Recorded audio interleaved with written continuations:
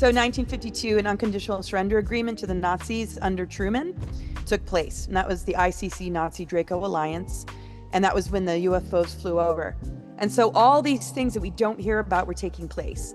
And Eisenhower was one of, the few leaders, if not just like one of the very few, at least that's what the Star being said, that were open to their benevolent guidance. And one of those groups talks about a migration of advanced souls that were going to come in 1952, the same year there was this surrender agreement.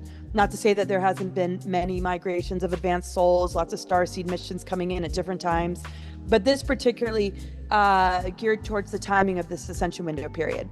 So supposedly Eisenhower was told by the star beings that a descendant would come into his family to help expose very much what he was warning us about in the final speech, and to bring about truths that exist about what took place in his administration that would eventually need to come to light, because history would be rewritten, false narratives would be steered, and there needed to be somebody that was close to the family that would be on such a journey, right? So it was an agreement that I was told through this book that was handed to me about this agreement to have a child come into the family to do this, along with many, many others coming in with their missions, that we'd all unify and work together, which we're doing. And it was intercepted.